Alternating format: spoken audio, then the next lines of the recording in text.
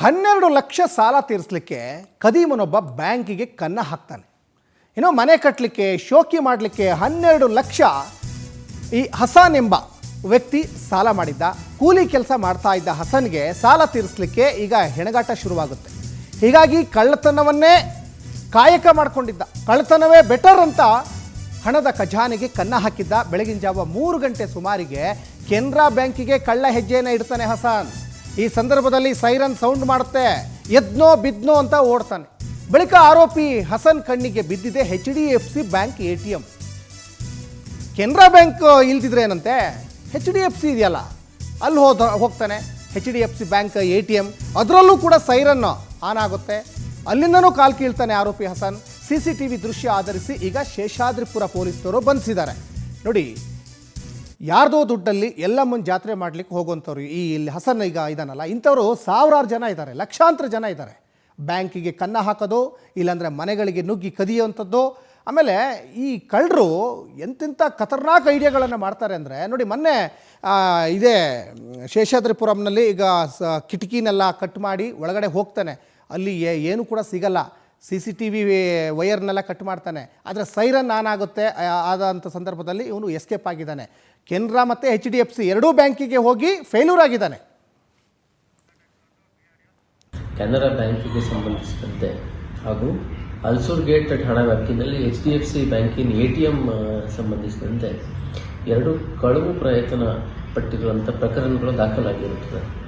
ಎರಡೂ ಕಡೆ ಸಹ ಕಳ್ಳ ಬ್ಯಾಂಕಲ್ಲಿ ಮತ್ತು ಬ್ಯಾಂಕ್ ಬ್ರಾಂಚ್ಗೆ ನುಗ್ಗುವಂಥದ್ದು ಮತ್ತು ATM ಅನ್ನು ಒಳ ಪ್ರವೇಶ ಮಾಡಿ ಅಲ್ಲಿ ಕೆಳಗಡೆ ಇರ್ತಕ್ಕಂಥ ಬಾಕ್ಸನ್ನು ಕಿತ್ಕೊಂಡು ಹೋಗುವಂಥ ಪ್ರಯತ್ನ ಪಟ್ಟಿರ್ತಾನೆ.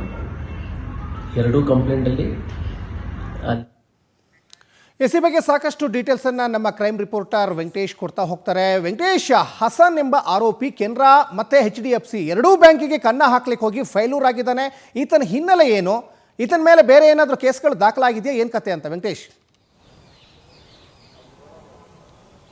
ಸಚಿನ್, ಶೇಷಾದ್ರಿಪುರಂ ಪೊಲೀಸ್ ಠಾಣೆ ವ್ಯಾಪ್ತಿಯಲ್ಲಿರುವಂತಹ ಒಂದು ಕೆನರಾ ಬ್ಯಾಂಕ್ಗೆ ಕನ್ನ ಹಾಕೋದಕ್ಕೆ ಯತ್ನ ಮಾಡಿದಂಥ ಘಟನೆ ನಡೆದಿತ್ತು. ಆಗ ಪೊಲೀಸರು ಕೂಡ ಆರೋಪಿಯನ್ನು ಬಂಧನ ಮಾಡಿದರು. ಬಂಧನದ ನಂತರ ಈತನ ವಿಚಾರಣೆ ಮಾಡುವಂತಹ ಸಂದರ್ಭದಲ್ಲಿ ಈತ ಕೆನರಾ ಬ್ಯಾಂಕ್ ಸೇರಿದಂತೆ ಏನು ಕಾಟನ್ಪೇಟೆಯಲ್ಲಿರುವಂಥ ಒಂದು HDFC ATMಗೂ ಕೂಡ ಈತ ಕನ್ನ ಹಾಕೋದಕ್ಕೆ ಯತ್ನ ಮಾಡಿದ್ದ ಅಂತ ಹೇಳಿ ವಿಚಾರಣೆ ವೇಳೆ ತಿಳಿದು ಬಂದಿರುವಂಥದ್ದು. ಈತ ಮನೆ ಕಟ್ಟಬೇಕು ಅಂತ ಹೇಳಿ ಒಂದು ಪ್ಲಾನನ್ನು ಮಾಡ್ಕೊಂಡಿರ್ತಾನೆ. ಅದರಂತೆ ಕೆಲಸವನ್ನು ಕೂಡ ಆರಂಭಿಸಿರ್ತಾನೆ. ಆದರೆ ಹಣದ ಅವಶ್ಯಕತೆ ಇರೋದ್ರಿಂದಾಗಿ ಸಹಜವಾಗಿಯೂ ಕೂಡ ಎಲ್ಲರ ಹತ್ರ ಸಾಲವನ್ನು ತೆಗೆದುಕೊಂಡಿರ್ತಾನೆ.